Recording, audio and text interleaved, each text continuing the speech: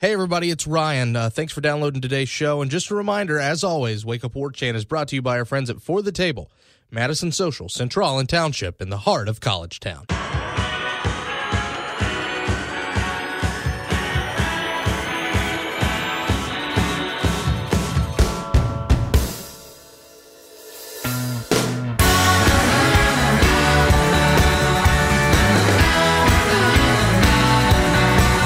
That's right, ladies and gentlemen, from Tallahassee to Thomasville and from coast to Atlantic coast, it's time to Wake Up War Chant here on 97.9 ESPN Radio, and it's a very happy Wednesday morning, August 16th to you and yours. You're currently listening to the voice of Ryan Kelly. I'm the director of digital media at warchant.com. As you can probably tell from the sound of my voice, maybe a little different, not quite studio-like. It is a road show today, but it is very, very good to be talking with you here at 6 a.m. on 97.9 ESPN Radio, or, of course, our streaming devices, our own WTSM app, or if for whatever reason that doesn't work for you, which it should, the TuneIn Radio app works just fine as well. iTunes, Podcast Republic, warchantradio.com. You've probably got your place you listen to the podcast to now. Maybe even YouTube, which is a place that a lot of folks have been going on lately. Well, we thank you for it. And if you like the show, why don't you leave us a 5-star review? Why don't you leave us a 5-star rating, should I say, and a nice review. Helps us out. And of course, if you subscribe to the show, it helps you out as well. Gives you a brand new episode right there in your inbox, ready to go. Of course, radio@warchant.com. Send in your questions. We're doing a mailbag on Friday with Mr. Gene Williams for our first one. So make sure if you've got questions for Gene, heck, if you've got questions for me, and it doesn't matter what they are. They can be about football. They can be about life. They can be, I don't care. Just send them our way. Radio@warchant.com or @WakeUpWarChant is our Twitter handle where you can do that as well. And, of course, you can also do that if you're a member of the Tribal Council on warchant.com. Finally, you know we can't get this thing going without our friends at For the Table. Madison Social, Central, Township, all there in the heart of College Town. It's always a great time out there. Winstein Wednesdays tonight at Township, so make sure you're jumping on that. It's a full liter of beer. Yes, I said a full liter at half price tonight at Township, so make sure you're headed over there. Plenty of stuff to get into today with two really, really good guests. Our own Ira Schafel is joining us for the second straight day. I promised you that sometime this week we were going to talk a little bit about the Florida State football schedule, and I guess that's the big theme of today is, well, beyond the Alabama game. And it makes so much sense that when you have a game of this tremendous hype, and it's going to be 1 versus 3 or 1 versus 2 or whatever the polls and the pollsters decide to do with Ohio State aside, it's going to be the biggest opener of all time. There's a reason it's being marketed that way. There's a reason that the Chick-fil-A Bowls put it on their logo. They put it on those Chick-fil-A bags. I can always tell when college football season's getting near because the Chick-fil-A bags and the Chick-fil-A cups that have the two helmets on them, you start to kind of nod your head and go, okay, I know where we're going. I know where this thing's headed. So, all that getting close, we've talked so much about that game, and rightfully so, that we've kind of glossed over the rest of this season. And no matter what happens in that first game, Florida State's still going to play a lot of talented teams. So I commissioned Ira. I said, listen, let's both rank these 1 through 12 and compare and contrast them. And so that's what we're going to do today. Asher Wildman's going to join us a little bit later. We're going to talk a little bit about the season as a whole, what he's seen at camp so far. And I mainly wanted to ask him about, because he's someone who pretty much covered the entire later high school career of Keith Gavin. I wanted to pick his brain about what he looked like in high school, what he thinks he can be at the next level, and of course, Florida State kind of needs him, and now that he's kind of emerged as that number 3 guy, you really hope that he can turn it on this year. As far as the practice notes go, not a whole lot to report. Pretty typical day at practice. But Jimbo Fisher, when he was asked about the guys returning to practice that he mentioned were out sick or hurt last week, when he was asked about Matthew Thomas's virus that he's been talking about, he responded by saying, quote, "No, there are some other things going on." So this is the first time we've actually heard Jimbo Fisher kind of fess up to the idea that maybe something isn't completely right with Matthew Thomas. Of course, stick with warchant.com. We'll give you all the details when we have them. Of course, not just football going on in the world of sports, plenty of baseball happening last night. Let's get you all caught up, ladies and gentlemen. This is While You Were Sleeping. Hello. Good morning. Wake up. Wake up. Wake me up. Good morning. Good morning. What happened last night? All right, here it goes. It's Houston over the Arizona Diamondbacks in Phoenix, 9-4. 3-1, that's the Nationals at home over the Angels. Yankees win again in the Subway Series, 5-4. Toronto loses at home to the Rays, 6-4. Boston, 10-4 over the St. Louis Cardinals in Fenway. That's a pretty hot St. Louis team Boston just beat. The Giants go on the road and take one from the Fish, 9-4. The Milwaukee Brewers, 3-1 over the Pittsburgh Pirates. 2-1, that's the Cincinnati Reds going to Wrigley and taking a game from the Cubbies. Tigers lose 10-4, the ballpark at Arlington over the Texas, or should I say, against the Texas Rangers. 8-1, the Cleveland Indians defeat the Minnesota Twins up at Target Field. 4-3, the Atlanta Braves go into Colorado and take a game from the Rockies. 10-8, the A's at home over the Kansas City Royals. The Seattle Mariners take a W at Safeco. 3-1 over the Baltimore Orioles. 8-4, the San Diego Padres over the Philadelphia Phillies in San Diego. And finally, the Dodgers almost shut out the White Sox, but they get it done anyway. They're 6-1 is your final score, and that means that the Dodgers, ladies and gentlemen, are 50 games above 500. That's nuts. Absolutely nuts.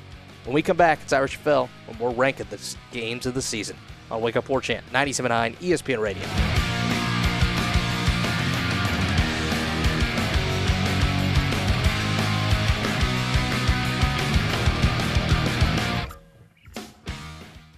Yes, Florida State just landed a 5-star commitment. I don't see that anywhere online.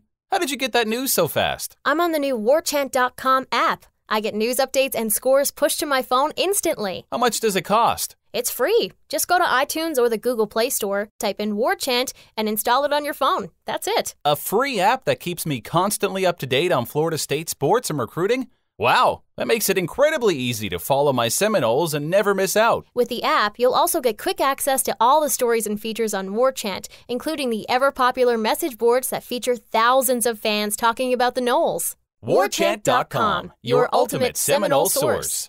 Wake Up War Chant on 97.9 ESPN Radio is presented by TNT Golf Cart Supercenter, your one-stop shop for all your outdoor entertainment. Here's Ryan Kelly.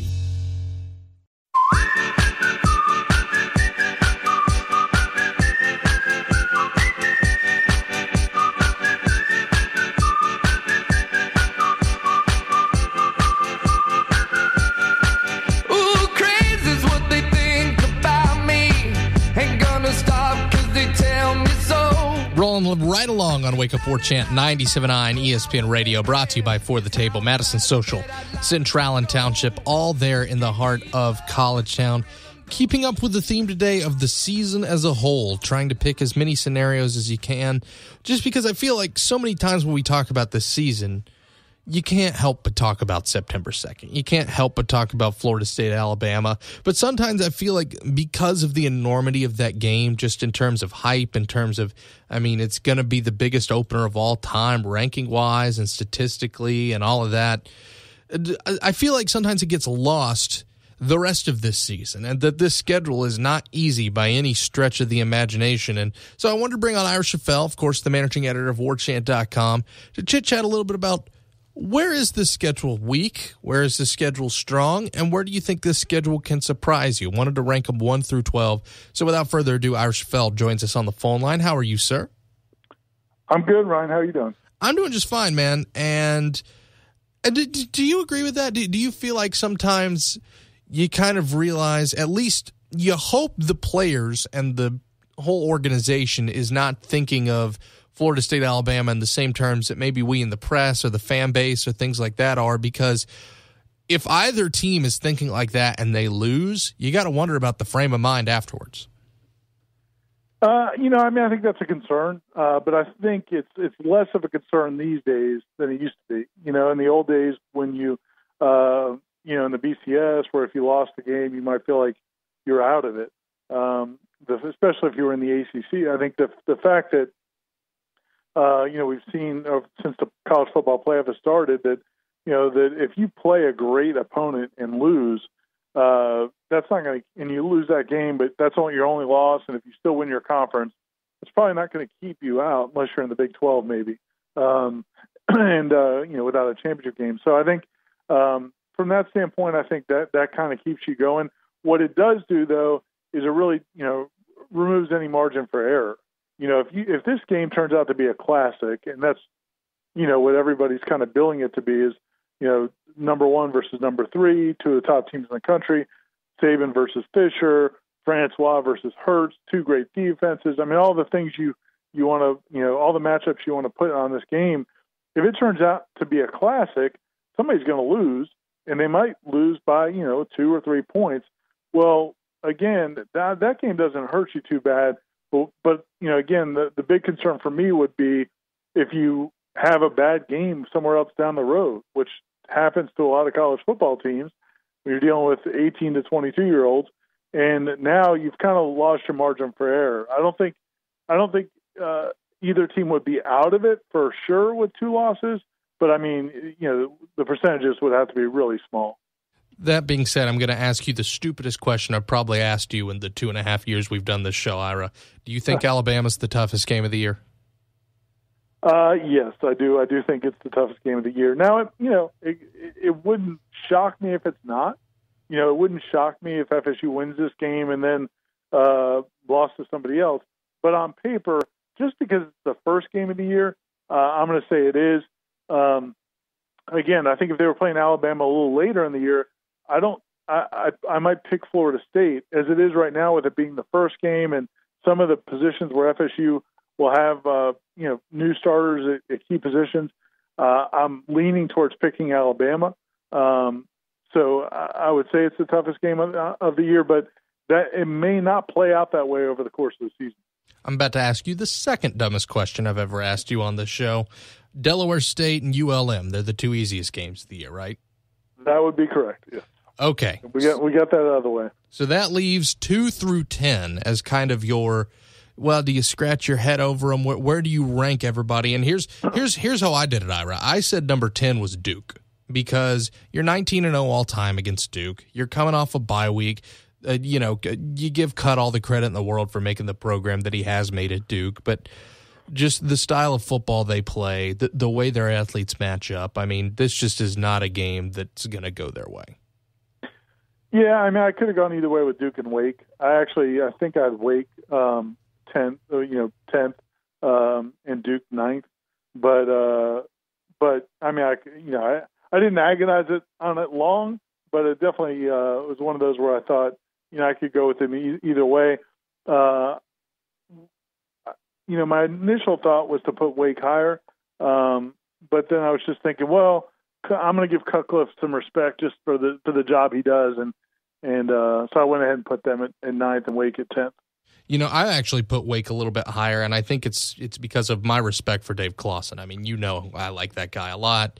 That and plus Florida State's trips traditionally to Wake Forest in the Jimbo Fisher era outside of the 2013 season, where they just kind of mauled everybody, have been, for whatever reason, despite having the more talented team or whatever, injuries, the like, yada, yada, yada, it's been rough contests. So how high did you have Wake? I ended up putting Wake at 6. I put them just ahead of NC State just because of how, once again, historically, you're so good against NC State at home.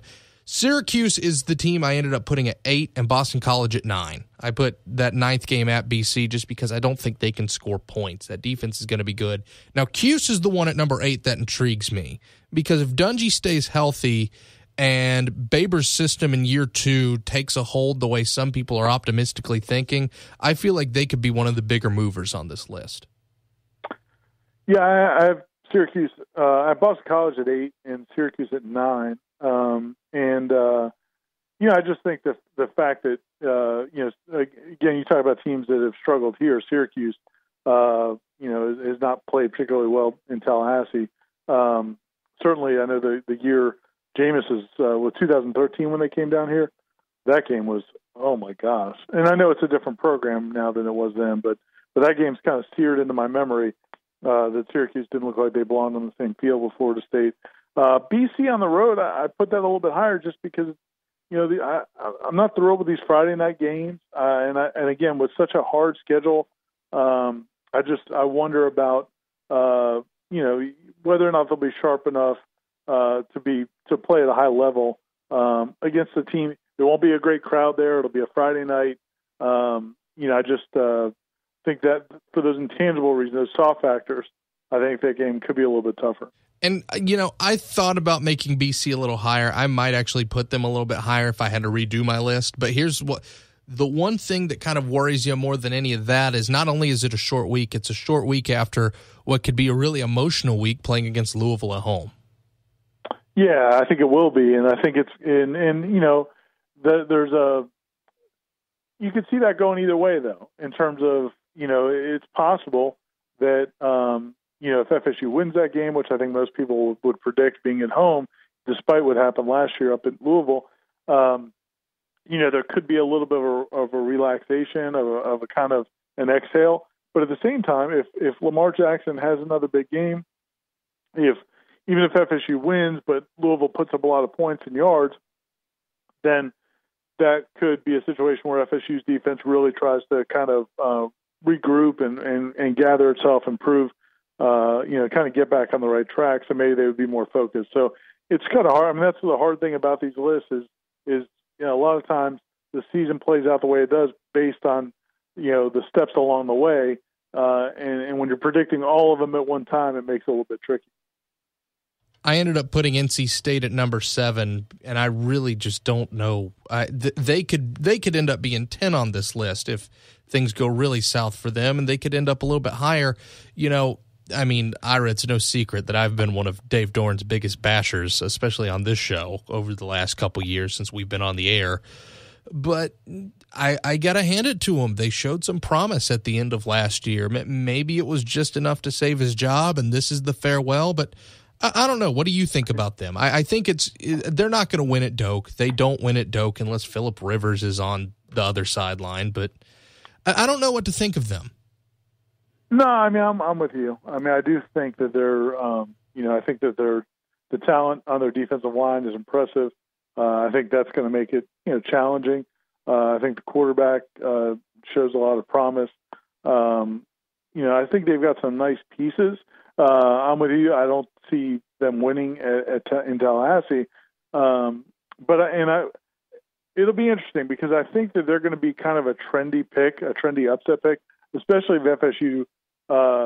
Certainly, if FSU beats Alabama, and if it also beats Miami, I think a lot of people are going to pick NC State as kind of an upset, trying to get FSU kind of as a letdown kind of game. But I have a feeling that they're not going to play as well as a lot of people think. I had them 6th on my list, but just ahead of Boston College. You mentioned it's a solid front 7, but that season can live or die with how good Ryan Finley is in that offense. Yeah, and he, and again, I mean, I think there's a lot of things to like about him. I mean, he's put up some yards. He's, and they'll throw it a lot. But I just don't know about that matchup against FSU because FSU's secondary is phenomenal. I think the defensive front is very impressive. I think the teams that are going to give FSU more of a struggle are the teams with the very athletic quarterbacks, the no huddle up tempo. Guys like Lamar Jackson, guys like probably a Jalen Hurts. We'll see what they do in that game, but I have a feeling that's going to be their approach. And I just don't know if Finley can exploit FSU. If FSU has a weakness on defense, that's what I think it is. And I don't know if Finley can exploit it. So a bit anticlimactic, but Alabama's number 1 on both of our lists. So 5 through 2, who'd you put at number 5? I put Florida on the road. I just think that, again, of the big rivals, you talk about Miami, Clemson, Louisville, Florida. I think Florida's still the weakest. With all they lost on defense, it's tougher than a lot of opponents on FSU's schedule. But I think of the big ones, I think they're the weakest one. I'm with you there. I have Florida at number 5. I feel like they could maybe move up a spot or two, or they could move down a spot or two. But I also feel like we're going to find out about them real quick. It's going to depend on a couple things. It's going to depend on, A, does McElwain finally have enough and throw Antonio Callaway just off that team completely for when that game rolls around? Does Florida have any semblance of an offense? Because if Florida's offense doesn't improve, I don't want to say significantly, because any improvement is a vast improvement over what Florida's seen for the last 4 or 5 years, and I'm not even trying to say that in a joking sense. But if Florida can score points every now and then, they're going to be all right in terms of the season. Not against Florida State, but they'll be all right. But the problem is, if that offense does not get better, if that offense is not there, that defense isn't there to bail them out anymore. And the folks who want McElwain gone, that drumbeat gets louder and louder and louder. Yeah, I mean, exactly. If they don't get better quarterback play, which they haven't had in a long time, and again, against FSU's defense, even though the game is down there, and we know, Gainesville can be a tough place to play. It hasn't been that tough for FSU the last few years, but that you could feel that game being like the 28-2 game where, Florida just can't do anything. And we'll see. Again, it may play out differently. Maybe it'll come around. McElwain's been there a few years now. Maybe they'll get something going. But if they're as bad offensively as they've been times over the last few seasons, again, against this FSU defense, I think they're going to have a tough time scoring. I'm once again going to be a little anticlimactic. I'm assuming Clemson is number 2 on your list, or are you going to surprise me? Clemson's number 2 on my list. All right. I think Clemson's going to take a step back this year without Deshaun Watson. I don't necessarily think they're going to win the ACC, even if they beat FSU. I don't know if they're going to win the ACC, but it's just, man, that's a tough place to play, and that's not changing. And they've got a ton of talent, so that's going to be a super tough win for FSU. And once again, it goes back to outside of 2013, a place both times Jimbo Fisher's teams have visited, they've lost. You have to prove that you can do this. You have to prove that. I mean, let's face it, Florida State has kind of, in the ACC, been in the shadow of Clemson for the last 2 seasons now. And this, to have to do it on the road against the crowd at a place that's very, very tough to play. And I'm with you. I think Clemson's going to take a decent step back without having a generational quarterback, without all those frills and bells and whistles, and just kind of having, I don't want to say to start completely from scratch, but, there's a lot of key pieces of that defense that are gone.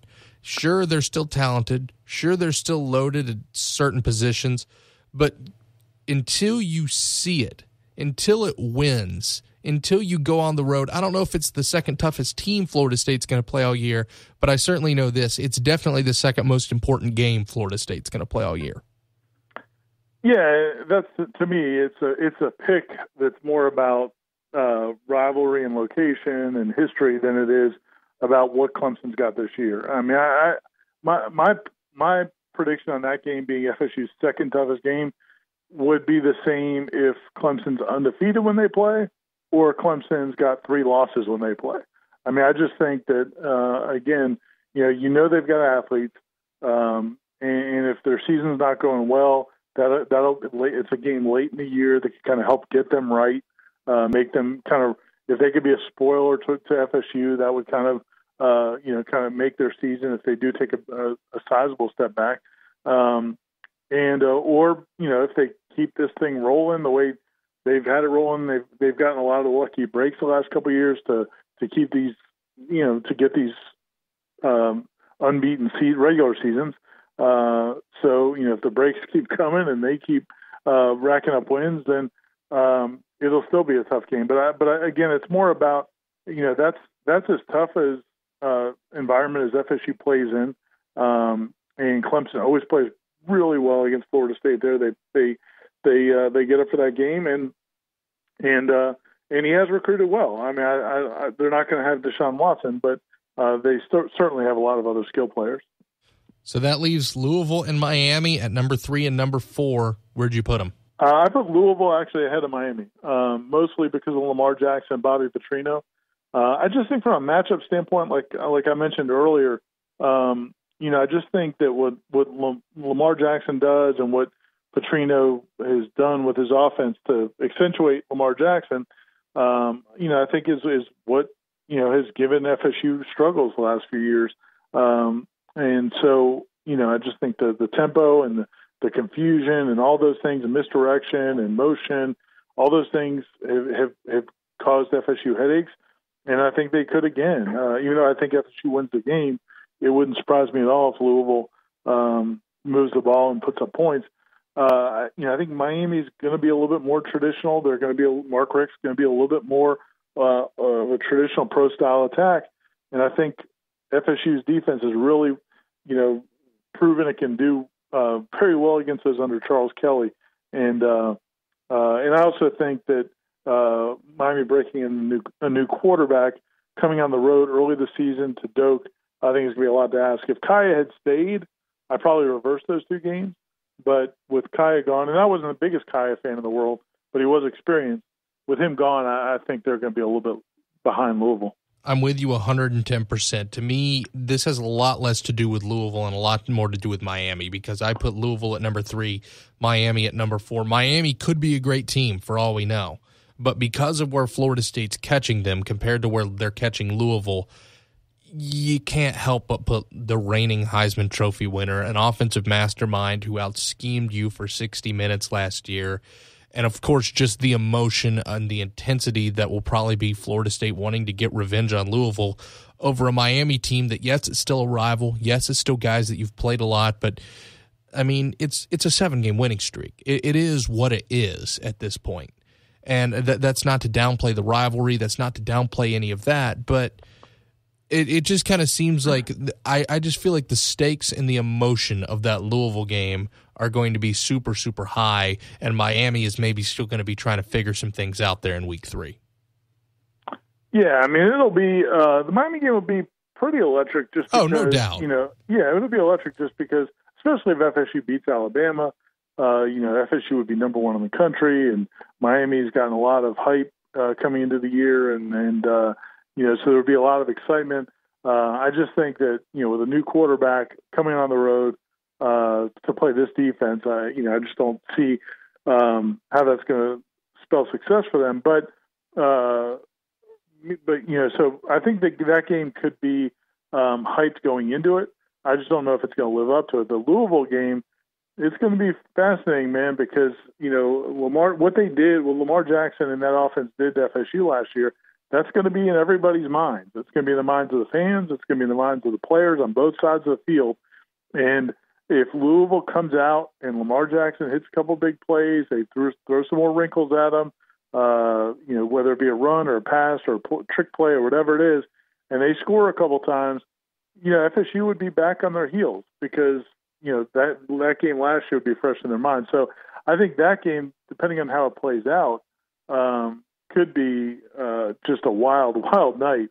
Even though at that point Louisville, may not have a great record. I mean, it may not be as hyped as the Miami game is, just because I think Miami and FSU are going to come to that game so highly ranked. I think it's kind of crazy that outside of maybe number 2, depending on what Clemson is, you look at games 1 through 4, and you see 4 games that are probably going to be 8:00 kickoffs. Yeah, it's awesome. I mean, it's just. And that's the thing, we talked to Jimbo after the scrimmage on Sunday about, these night scrimmages they're doing. And he's like, well, we're doing it because we're playing all these night games early in the season. And, obviously we know the fans love it because there's nothing worse than those noon games in September in Doak Campbell. But it's also, again, it kind of brings you back to old school Florida State football. Where so many night games, prime time at Doak. And I just think, it just adds something when you have the whole day to kind of build the excitement to it. And I would be happy if when I was working for a print newspaper and I had to make deadline, I wasn't a big fan of the 7 or 8 o'clock kickoffs, but nowadays I would take every one of them. Leaving the stadium sometimes at 3, 4 in the morning isn't always the best, but when there's an atmosphere attached to it, you can certainly forgive it, especially with as big as some of these games appear to be. Ira, I think we ended up both a little surprised that we completely agreed 5-1. What about you?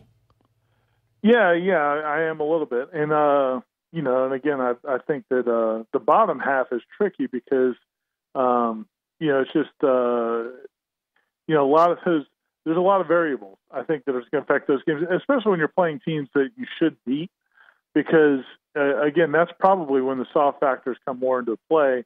When you're playing the Clemsons and Louisvilles and Miamis and Floridas, you probably don't need the soft factors, and they probably don't matter as much. You're going to be up for those games no matter what.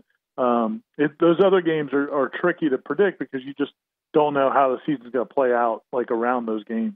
Well, it's just the ACC, man. They're all just so good that they just beat up on each other. Exactly. That's why they're all 9-3. That's why they're all 7-5. I'm sure that's the way the national people are going to see it. I couldn't help myself, my friend. But anyway, Ira, thanks so much for joining us, man. Always appreciate it. Thanks, Ryan. Take care. All right, folks, we're putting a bow on it right after this. It's Wake Up War Chant, 97.9 ESPN Radio. Electric word, life, it means forever, and that's a mighty long time. But I'm here to tell you, there's something else. WarChant.com is the ultimate inside source for FSU football and recruiting. And now you can get in on the action for free for an entire month. WarChant.com is offering a risk-free 30-day trial subscription. Get full access to the #1 website covering the Seminoles just by entering the promo code WarChant30.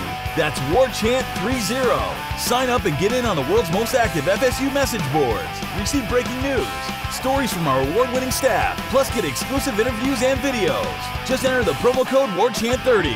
WarChant.com, your ultimate Seminole sports source. Wake Up War Chant on 97.9 ESPN Radio is presented by TNT Golf Cart Supercenter, your one-stop shop for all your outdoor entertainment. Here's Ryan Kelly.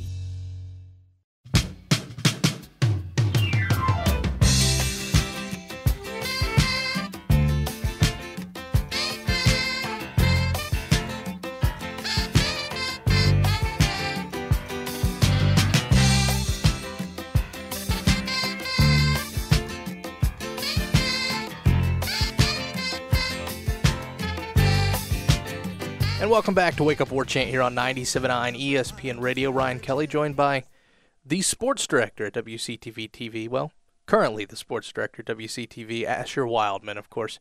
The Wild Man joining me here. Asher, how are you, buddy? Good, Ryan. How about you? I'm all right, man, and I'm sad to hear the news. Heard that you're leaving. September 1st will be my last day at WCTV. It's been 3 wonderful years in Tallahassee and the Big Bend, and hopefully come September 1, everything will be signed, and I can tell everybody where I'm going. All right. Well, sounds good. Hey, it's exciting to be a free agent, huh? Just kind of out there.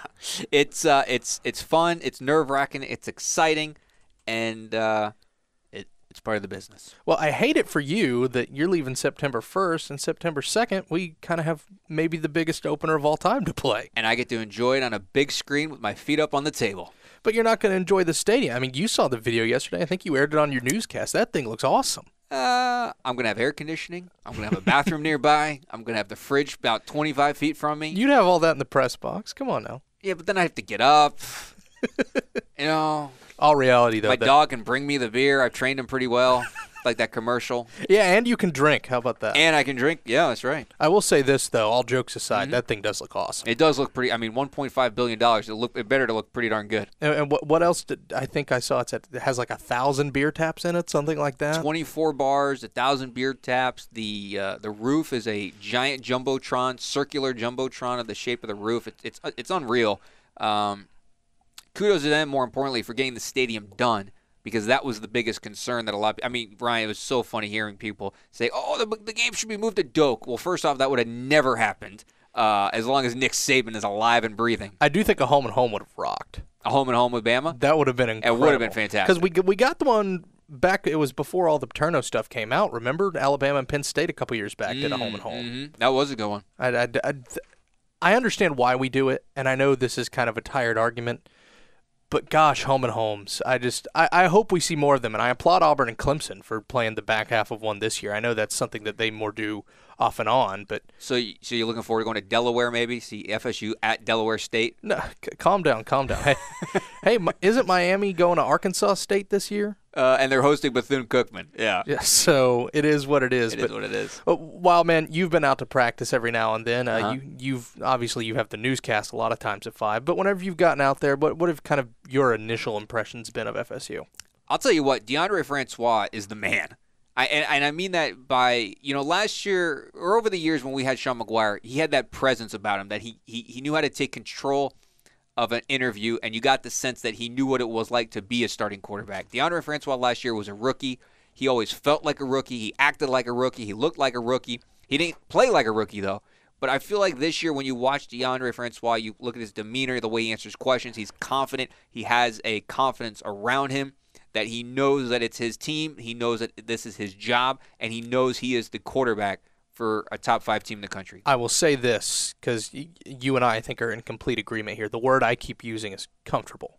Yeah, and perfect. he just seems not necessarily comfortable in his own skin, because, I mean, he's been that for a while, but the idea that he's comfortable in his role as quarterback. He's comfortable taking control of that team, and a lot of that, I think, has to do with those 2013, those 2014 guys, save for a couple like Nate Andrews and the like, they're gone. This is his team now. It is. It's not him leading the leftovers and trying to earn their respect. This is my group. This is my guys. This is my class. We're in this together. I'm the leader. Let's ride. Well, what's really funny about that, too, is that all the talk typically is about Derwin James, about being one of the best players in the country. But yet, again, DeAndre Francois, I just feel like never gets the proper recognition he deserves. I really do believe that he is one of the best underrated, and I know some lists have him, but, I mean, let's face it, people outside of this area really don't know who the heck he is across the country. Because we're going to talk about Lamar Jackson.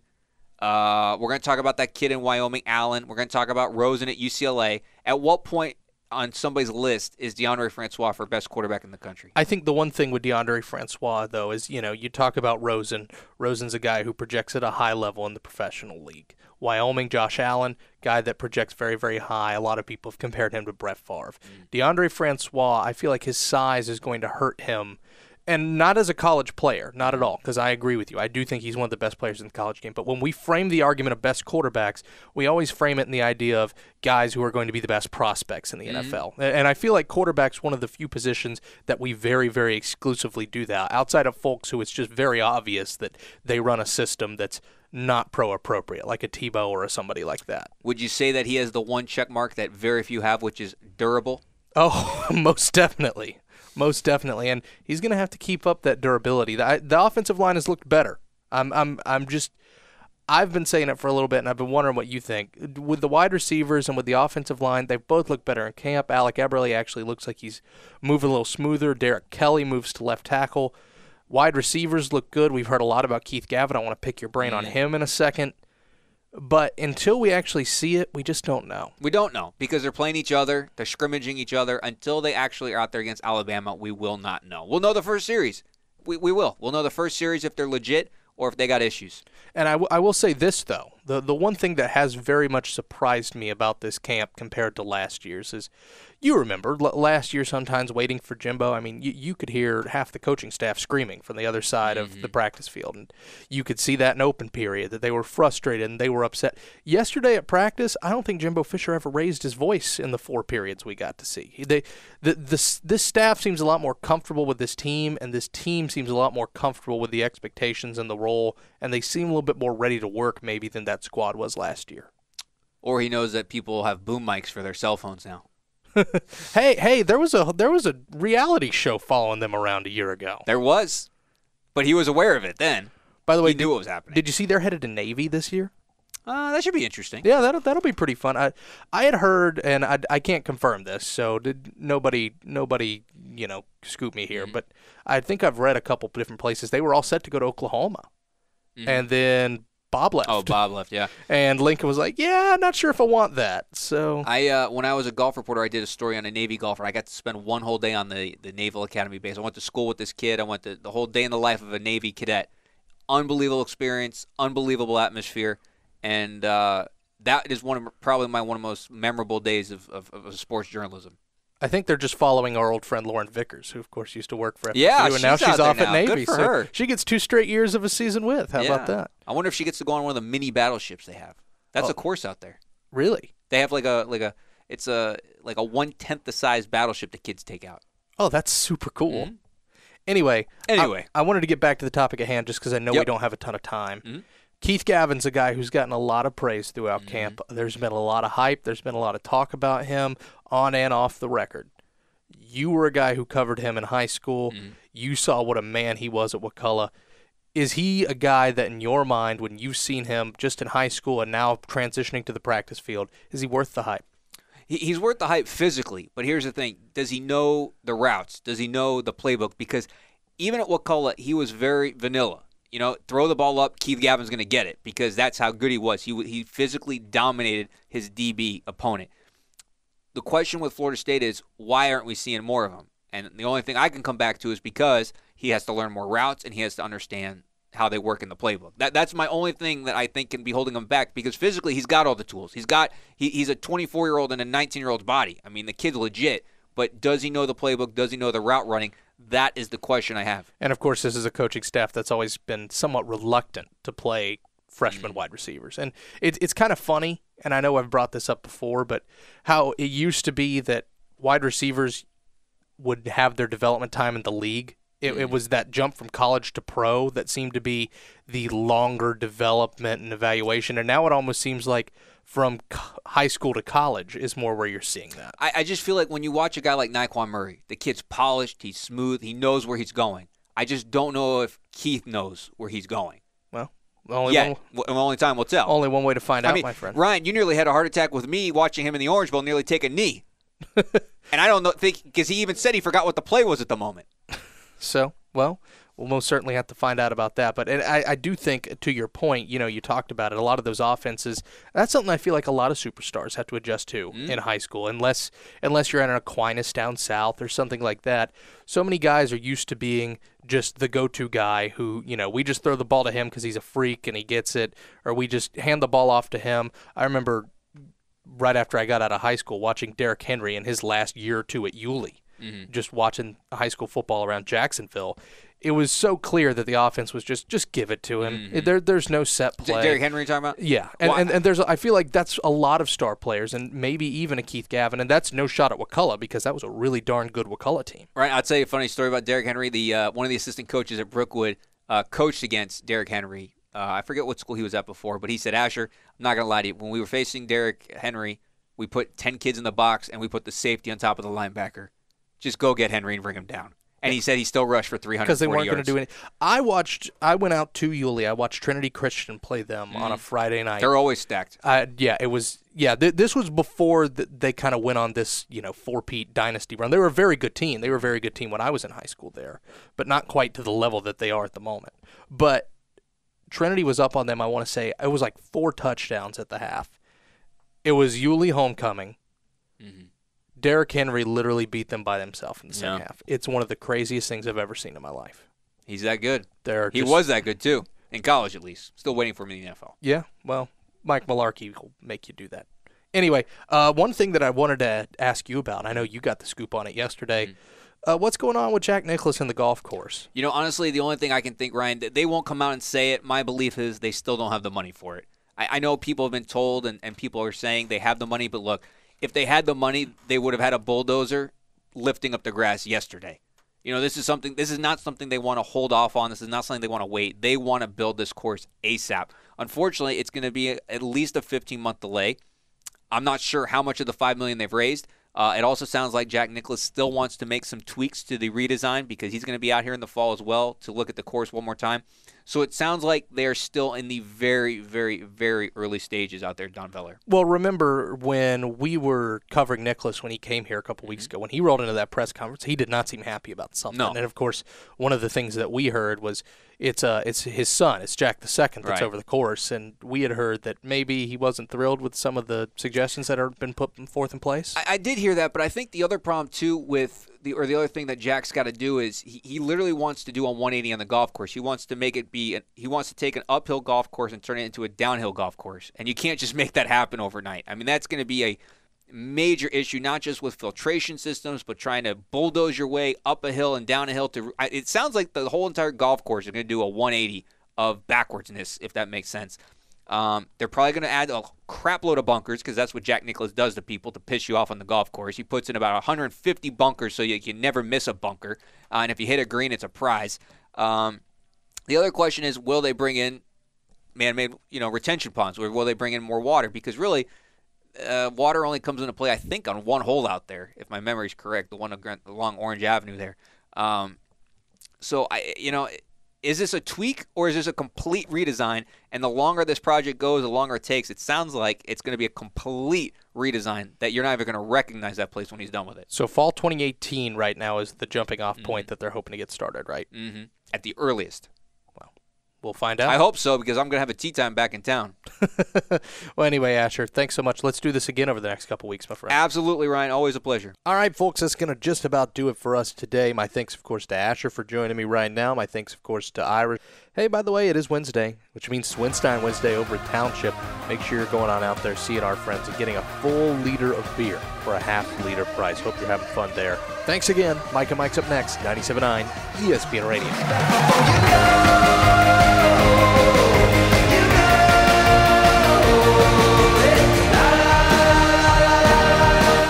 Hey, thanks for downloading today's show. If you haven't already, why don't you rate and subscribe us? We certainly do appreciate it, and of course, we appreciate you listening anyway, so just go ahead and click that right there.